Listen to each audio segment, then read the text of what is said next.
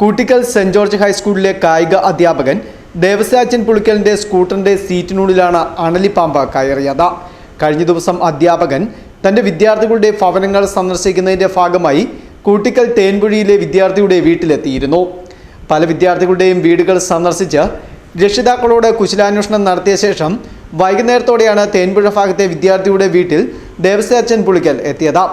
വിദ്യാർത്ഥിയോടും മാതാപിതാക്കളോടും സുഖവിവരങ്ങൾ അന്വേഷിച്ചറിഞ്ഞ ശേഷം രാത്രി 7 മണിയോടെ തൻ്റെ സ്കൂട്ടറിൽ വീട്ടിലേക്ക് മടങ്ങാൻ തുടങ്ങുമ്പോഴാണ് സ്കൂട്ടറിൻ്റെ മുൻപിലെ മാറ്റിനടിയിൽ അണലിപ്പാമ്പിനെ കാണുന്നത്. പിന്നീട് നോക്കിയപ്പോൾ പാമ്പിനെ കാണാതെയായി.